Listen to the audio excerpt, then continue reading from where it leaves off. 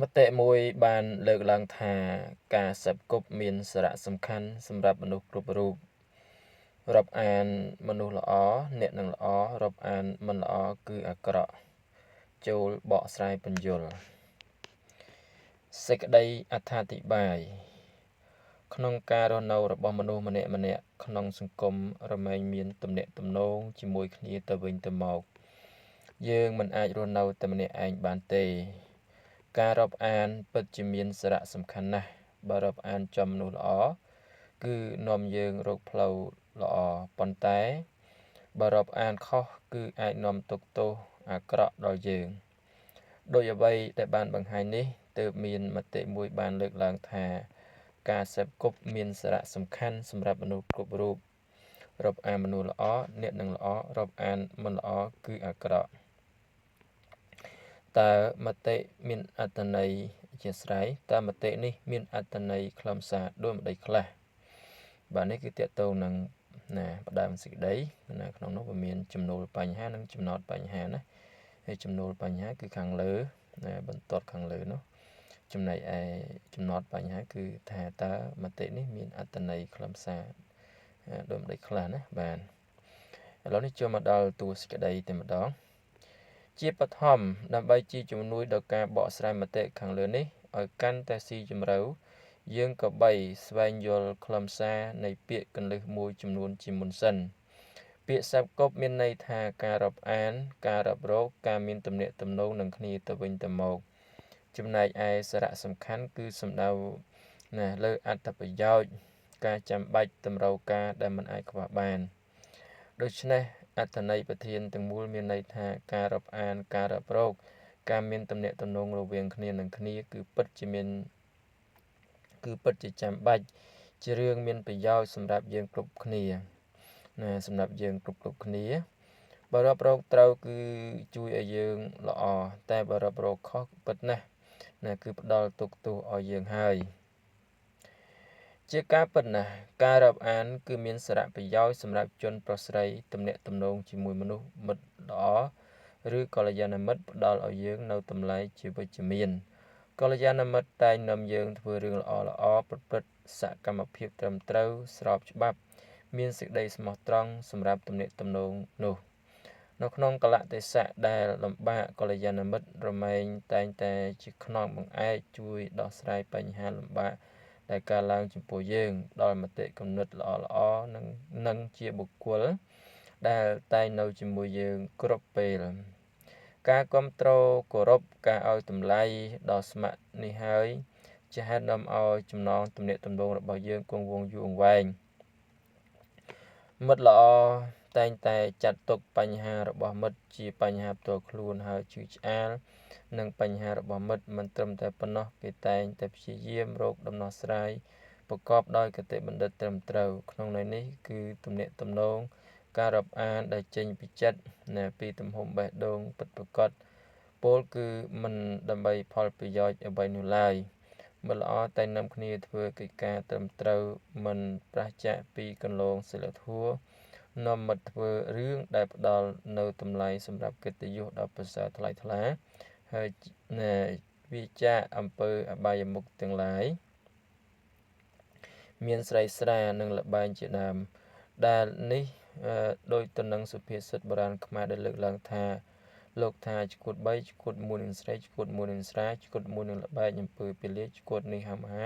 ឆ្កួតក្រៃកន្លងត្រង់នេះក្នុងនាមជាមិត្តល្អរមែងដាស់តឿនទៅកាន់មិត្តភ័ក្តិមិនឲ្យប្រព្រឹត្តអំពើអកុសលទាំងនេះឡើយព្រោះអំពើនេះរមែងនាំទៅរកសេចក្តីវិនាសបើយើងបើងាកទៅចាប់អារម្មណ៍ក្នុងស្នាដៃអក្សរសិល្ប៍ប្រជាប្រិយខ្មែរគឺរឿងស្មេចទីទុយនិងអណ្ដើកបានបង្ហាញថាពួកគេទាំង3នាក់គឺជាកល្យាណមិត្តនឹងគ្នាជាទំនាក់ទំនងដែលល្អតាមរយៈសាច់រឿងពេលដែលតួអង្គស្មានជាប់នឹងអន្ទាក់ព្រានព្រៃទីទុយនិងអណ្ដើកមិននៅស្ងៀមទេពួកគេព្យាយាមគ្រប់វិធីដើម្បីដោះស្មានចេញពីអន្ទាក់ជាលទ្ធផលដោយការប្រឹងប្រែងយ៉ាងនេះស្មានបានក៏រួចខ្លួនចំណុចនេះសបញ្ជាក់ឲ្យឃើញពីតម្លៃនៃការរាប់អានកល្យាណមិត្តដែលតែងតែ ដែលតែងតែនៅជាមួយគ្នាជួយគ្នាគ្រប់ពេលវេលាហើយជាពិសេសចង់ឃើញមិត្តមានសេចក្តីសុខខ្សែមខ្សាន្តមួយវិញទៀតគុណវិបត្តិនៃការរាប់អានមិត្តមិនល្អបាបមិត្តធ្វើឲ្យយើងទទួលបានផលអាក្រក់ជាច្រើនបុគ្គលដែលជាបាបមិត្តតែងតែនាំយើងទៅរកអបាយមុខប្រព្រឹត្តអំពើមិនសមរម្យខុសច្បាប់សង្គមនាំឲ្យយើងរងទុក្ខទោសជាមិនខានចំពោះទំនាក់ទំនងរវាងមិត្តមិនល្អតែងផ្ដល់នូវផលរំខានជាច្រើនដូចជានាំយើងនៅកិច្ចសាលាមិនចូលរៀនប្រើប្រាស់ពាក្យសម្ដីអសិលធម៌ប្រើប្រាស់ហិង្សាឬដល់ការសេពគ្រឿងស្រវឹងនិងគ្រឿងញៀនក៏ថាបានដែលកត្តាទាំងអស់នេះធ្វើឲ្យយើងឆ្លក់បង្វែងផ្លេចភ្លាំងស្មារតីបាត់បង់សតិបញ្ញាអន់ខ្សោយលែងស្គាល់ល្អអាក្រក់ហើយផ្នែកណាមួយជាស្រ័យហើយថ្ងៃណាមួយយើងនឹងក្លាយជាបុគ្គលពីលអាវ៉ាសែឈានដល់ការលួចឆក់ប្លន់ជាក្មេងទំនើងដែលសង្គមស្អប់ខ្ពើមជាក់ស្ដែងក្នុងសង្គមរស់នៅយើងសពថ្ងៃមានក្មេងខ្លះពេលដែលពុកម្ដាយឲ្យទៅសាលារៀនពួកគេមិនព្រមយកចិត្តទុកដាក់លើការសិក្សាក្រេបយកចំណេះវិជ្ជាពីលោកគ្រូអ្នកគ្រូនោះទេតែពួកគេបែរជាមិនស្ដាប់បង្គាប់ខ្វះសីលធម៌គ្មានវិន័យនាំគ្នាកិច្ចសាលាទៅប្រើប្រាស់អំពើហិង្សាឆ្លោះទាស់ទែងគ្នាវាយទាត់ធាក់ឬទៅបង្កចលាចលបាតុភាពអសន្តិសុខគ្មានវិន័យគ្មានសណ្ដាប់ធ្នាប់ការដែលគេធ្វើនេះប្រហែលជាពួកគេគិតថាវាសប្បាយធ្វើឲ្យគេរីករាយដោយមិនបានគិតឲ្យវិញឆ្ងាយពីបញ្ហាអនាគតរបស់គេនោះឡើយការសេពគប់គឺពិតជាសំខាន់ណាស់រាប់អានមនុស្សមិនល្អនឹងនាំឲ្យខ្លាចទៅជាបុគ្គលពីលាលែងស្ដាប់ឪពុកម្ដាយត្រូវគ្រូបាអាចារ្យប្រដៅនឹងឆ្កងខ្វះសីលធម៌ខ្លាចជាក្មេងបាបផ្សាមិនគួរឲ្យរាប់អានសោះតាមរយៈស្នាដៃរឿងកំត្រាប់តាមបងតួអង្គធឿនដែលជាបងរបស់ពេជ្រពុំបានយកចិត្តទុកដាក់លើការងារសិក្សារៀនសូត្រនោះឡើយគឺតែងតែដើរលេងសប្បាយផឹកស៊ីជាមួយមិត្តភ័ក្តិប្អូនប្រាប់ណែនាំមិនស្ដាប់ហើយជាពិសេសគឺរាប់អានមនុស្សមិនល្អរហូតដល់ហ៊ានប្រព្រឹត្តទង្វើមិនក៏បីខុសច្បាប់សង្គមរហូតដល់ជាប់ទោសចូលមណ្ឌលការប្រែគុកនេះគឺសពបញ្ជាក់ឲ្យឃើញថាក្នុងការរាប់អានបើរាប់អានខុសគឺនឹងនាំយើងទៅរកអបាយមុខជាមិនខានអញ្ចឹងនេះជាតួសេចក្តីឥឡូវនេះចូលដល់សរុបសេចក្តីឬបញ្ចប់សេចក្តី